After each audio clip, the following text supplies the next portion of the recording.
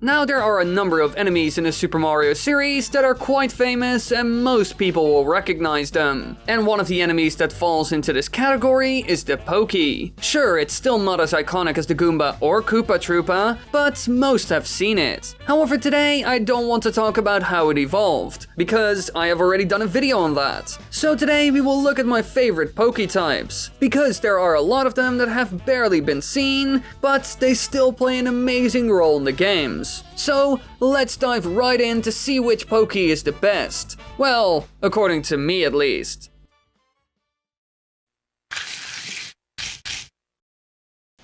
Number 5.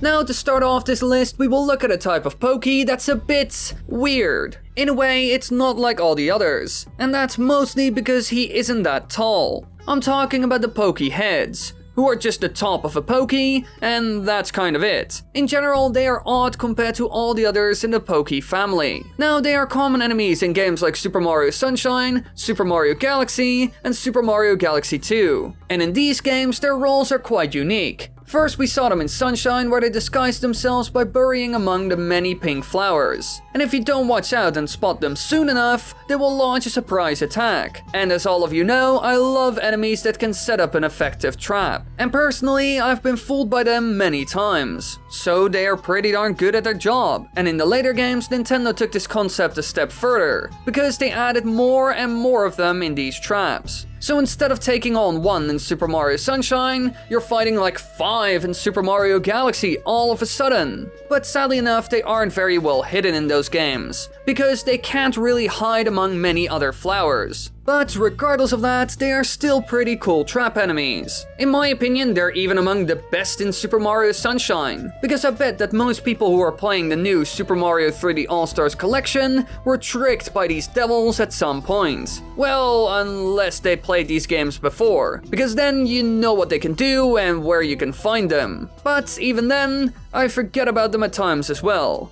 So, you can still get tricked. Number 4. Now, I will be honest here, our next Pokey isn't that special, and there is only one reason why it's even on this list. I like the design of it. I'm talking about the winter-themed Snow Pokey, who are common enemies in most snow-themed levels in games like Super Mario 3D World. Now, just like a normal Pokey, when it catches sight of you, it will begin to move towards you, and it can be defeated by hitting its head with a projectile or swiping it with a Tanuki suit. So really, they are quite simple, just like the normal version. However, one thing I really like about them is their design. Personally, I never expected that they would create a snow version of them, and they look pretty great. But there's also one other thing that makes them fun, and it's all thanks to their new look. The segments of this Snow Pokey will turn into snowballs when they're defeated, which can then be carried around and thrown at enemies or other things. And as most of you know, something like this wasn't possible with the normal Pokey. And while this isn't much, it's still a lot of fun to add an enemy in a snow world that will provide you with snowballs. So for snow levels, they are just great. It's something small that gives you both more options and something to mess around with. And so because of that, I quite like them, even though they're a bit bare bones. Number 3.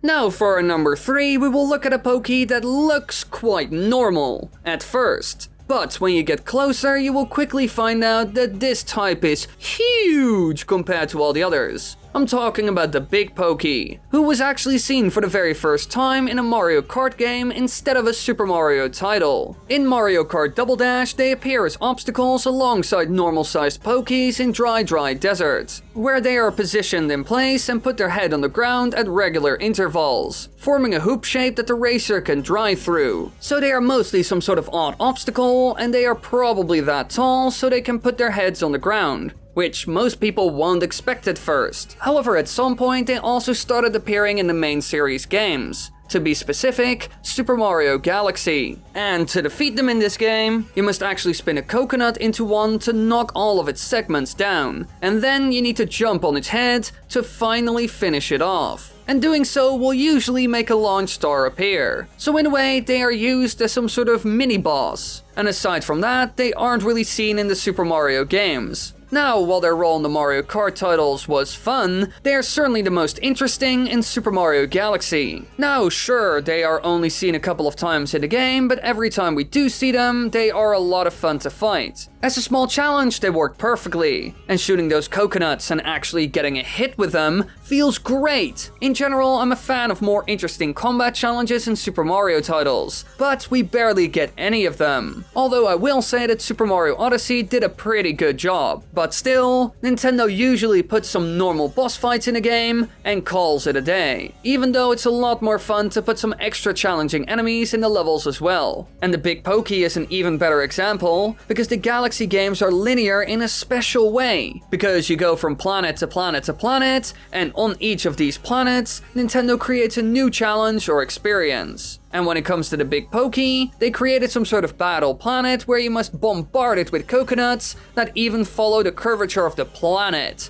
which also looks pretty sick. But I will admit, they are quite easy to beat, and sadly enough weren't used a whole lot. Number 2. Now for our next lovely Pokey type, we will look at one that is incredibly different from all the others. I mean, the first one I mentioned was a bit weird because it was just the head of a Pokey. However, this next one is even weirder. I bet most people won't even know they are a part of the Pokey family at all. I'm talking about the Blowhard from Super Mario World 2 Yoshi's Island, who aren't some sort of tall giant that annoys you or something, but they actually sit still and shoot stuff at you. In a way, it more closely resembles a piranha plant due to its spherical head and large lips than a Pokey. Now when you come close to them, they fire yellow needle noses at you with incredibly high speeds, making them harder to dodge. Aside from that, it always has a blinking crosshair to tell you where it's firing, but you can temporarily knock them out. So in a way, it's a bit of an automatic turret that shoots stuff at you. And believe me, it does a better job than those darn bill blasters. It's very fast, can shoot in almost any direction, and actually fires a unique projectile called a needle nose, which is also a type of Pokey. And now that I think about it, I'm not actually sure if it's shooting its own children. So they are a bit weird, but certainly effective. And if you don't watch out, they will mess you up. The best thing you can do is quickly run past them. But sometimes Nintendo will put them in certain locations that force you to hang around for longer, like an extra reward. And while this can be tempting, it's best not to hang around for too long, or it will charge a second shot and can hit you. So while it is the weirdest looking Pokey in history, it does its job pretty well, and it's certainly a big threat in the game. Number 1. Now for our last and best Pokey, we will look at one that isn't really an enemy. He's a lot stronger than that, because it's actually a boss. Now I've said many times before that I absolutely love the custom bosses from New Super Mario Bros. All of them are just so unique and bring a different challenge to the table. In my opinion, they are a lot better than the koopalings. That really gets boring after a while. And in New Super Mario Bros, we see a special type of Pokey that I actually like a lot. And I recently talked about it as well, and now I will do it again. This is the second boss in the game, and it's basically a normal Pokey but completely mummified, covered in red spikes, and has a bear trap-like jaw. Now its attack strategy is quite simple. It pops out of the ground at different spots, and he can certainly catch you off guard. And taking it down is pretty easy. Either jump on its head a couple of times, or bombard it with fireballs. Now what makes this fight difficult at times is that every time the Pokey pops up, it will shoot something at you, and how tall it is varies. So sometimes it can be really hard to reach him and you will go back down before you can hit him. And then he pops up again somewhere else and shoots something at you. Thanks to this, skills like quick reflexes, wall jumping, or even an item like a fire flower really helps with beating this boss. Now personally I quite like it because it offers a good challenge that is very fitting with the platforming genre. You need to react fast and do some precise jumping in order to deal damage after all. So it's just a great fit for a game like Super Mario. However, I won't repeat myself too much because I already covered it recently in the top 5 best forgotten bosses in Super Mario. By the way, if you haven't seen that video yet, be sure to check it out. You can find it in the upper right corner right now. And you better go click on it, because this video is over. And if you're not in the mood to watch that video, at least be sure to leave a like, tell me in the comments what to do next, and hit that subscribe and bell button. If you do that, you would make Papa Wily very happy.